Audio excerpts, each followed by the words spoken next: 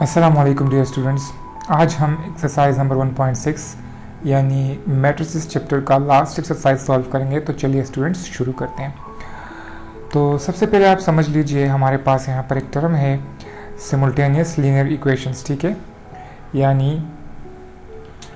Those equations where degree is 1। तो आप समझ लें हमारे पास सिमुल्टेनियस कौन से इक्वेशंस होते हैं और सिमुल्टेनियस लीनियर इक्वेशंस कौन से होते हैं, ठीक है।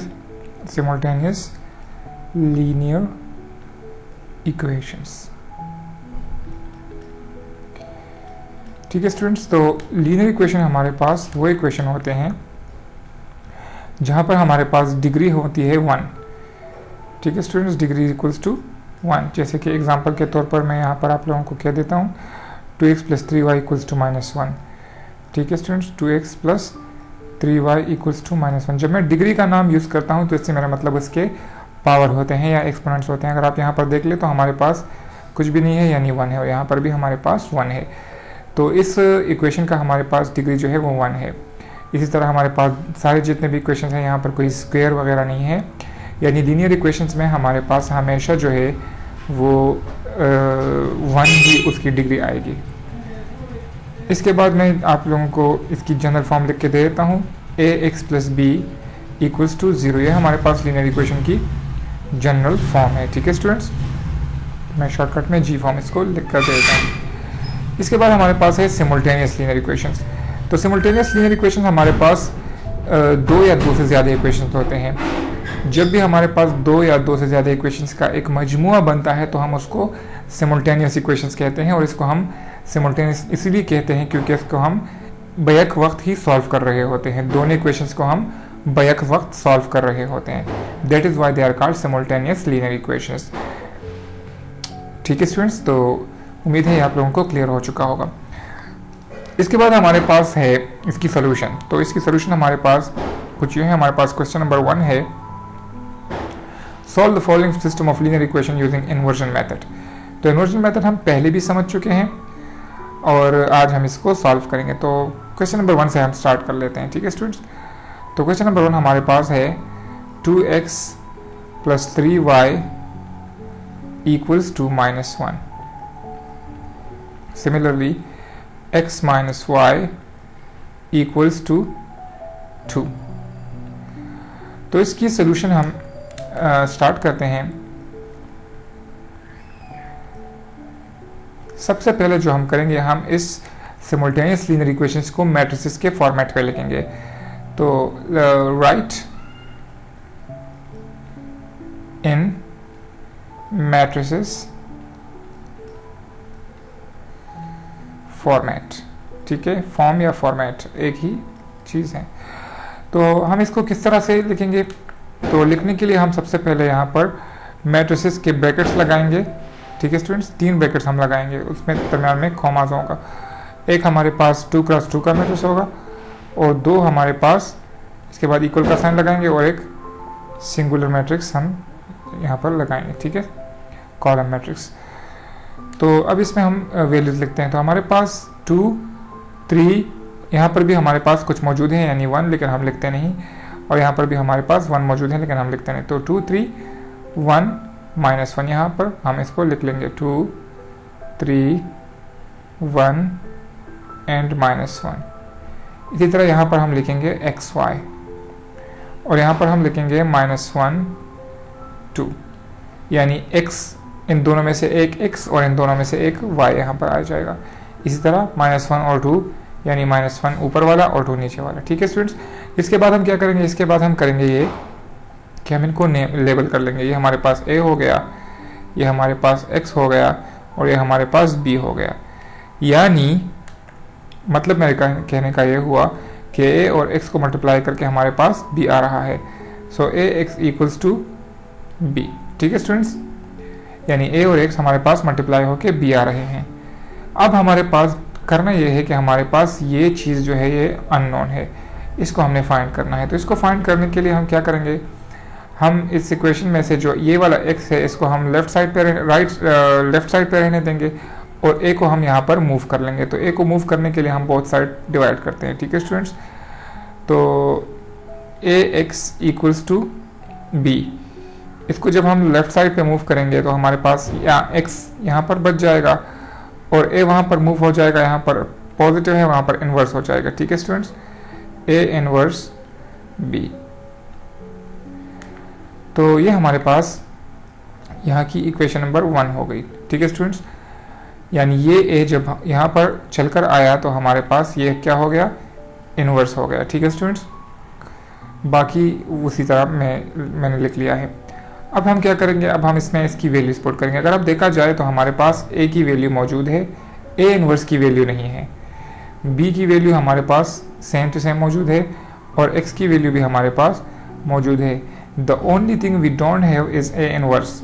हमारे पास a मौजूद है लेकिन हमारे पास a इन्वर्स नहीं है। तो सबसे पहले हम a इन्वर्स को फाइंड करते हैं। तो a इन्वर्स को हम किस तरह फाइंड करेंगे, a इन्वर्स को फाइंड करने के लिए हम लिखेंगे a inverse is equal to 1 by a determinant adjoint of a।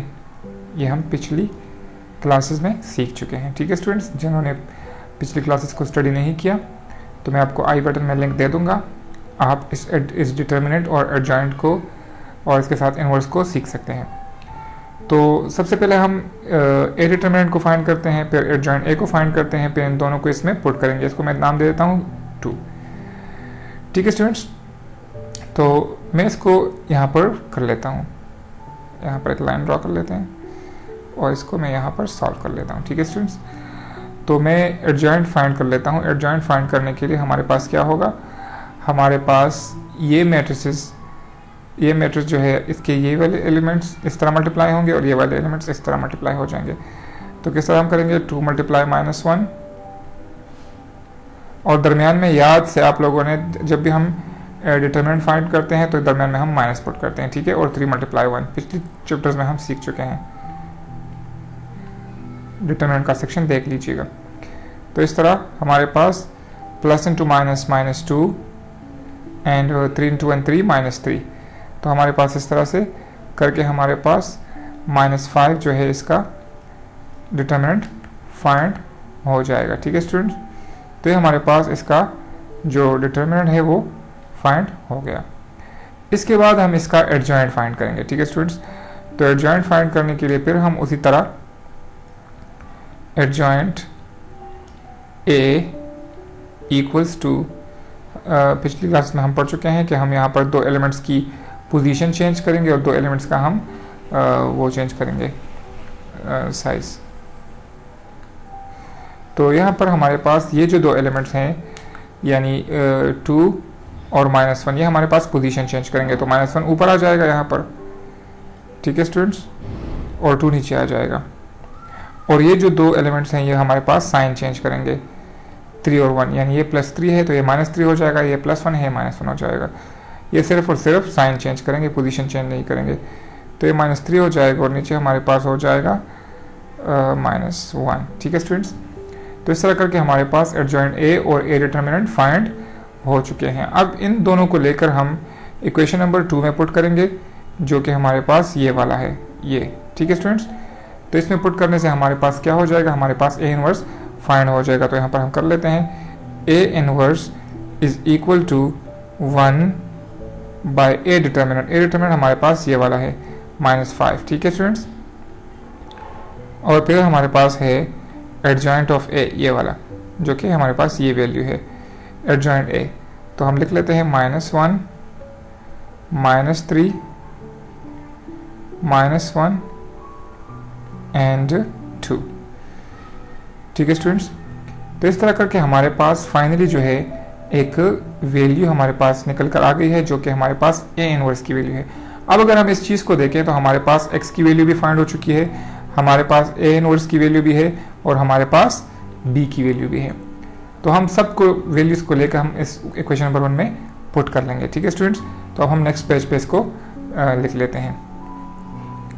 तो मैं इसको दोबारा लिख लेता हूँ, x is equal to A inverse b। तो x की वैल्यू हमारे पास है x/y। ठीक है स्टूडेंट्स, ए इनवर्स की जो वैल्यू है वो हमारे पास अभी जो हमने फाइंड कर ली है 1/-5 आई थिंक, और 1 over minus 5 minus 1 minus 3 minus 1 minus 2 minus 1 minus 3 minus 1 minus 2। इस तरह करके हमारे पास a इनवर्स जो है +2, ये हमारे पास +2 है। ठीक है, 1 over minus 5 minus 1 minus 3 minus 1 plus 2 minus 1 minus 3 minus 1 plus 2। ठीक है, तो इस तरह करके हमारे पास a इनवर्स की वैल्यू भी मैंने लिख ली है।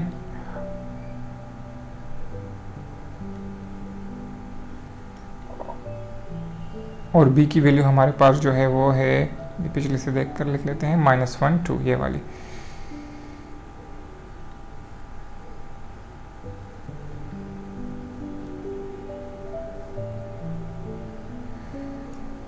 -1 2।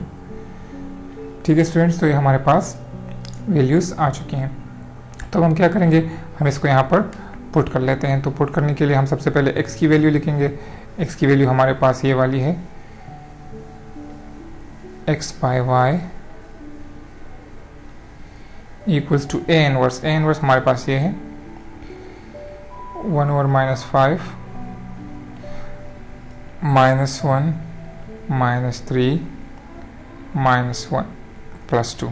ठीक है स्टूडेंट्स, इसके साथ जो b वाली वैल्यू है वो ये है, यानी ये तीनों हम पुट कर चुके हैं, -1 2। तो ऐसा करके हम हमने ये सॉल्व कर लिया। अब क्या करेंगे अब हम इसको सॉल्व करते हैं। ठीक है स्टूडेंट्स, तो सॉल्व करने के लिए हम सबसे पहले क्या करेंगे, हम सबसे पहले करेंगे ये कि हम जो हमारे पास ये वैल्यू है हम इसको इस वैल्यू से मल्टीप्लाई करेंगे। तो -1 मल्टीप्लाई -1 -1 मल्टीप्लाई -1, इसके साथ हम -3 को +2 से मल्टीप्लाई करेंगे, देन -3 मल्टीप्लाई 2। ठीक है स्टूडेंट्स, इसी तरह -1 मल्टीप्लाई -1, नीचे वाले को अब इनसे मल्टीप्लाई करते हैं दोबारा। तो -1 मल्टीप्लाई -1 एंड +2 मल्टीप्लाई 2। ठीक है स्टूडेंट्स, तो इस तरह करके हमारे पास क्या हो जाएगा, हमारे पास मल्टीप्लिकेशन इसकी कंप्लीट।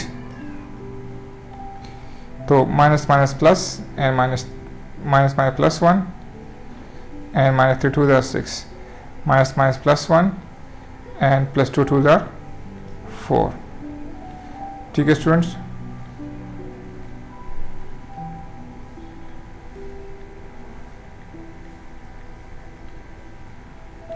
तो -6 + 1 -5 आ गया और 4 + 1 5 आ गया। ठीक है स्टूडेंट्स, तो इस तरह करके हमारे पास फाइनली एक चीज़ बनकर आ रही है। इस तरह x y y हमारे पास जो है फाइंड होके आ रहा है। तो हमारे पास 1 और -5, यहाँ पर हमारे पास आ जाएगा -5 और नीचे भी 5। अब इन दोनों को मल्टीप्लाई कर लेते हैं। ठीक है स्टूडेंट्स, तो x by y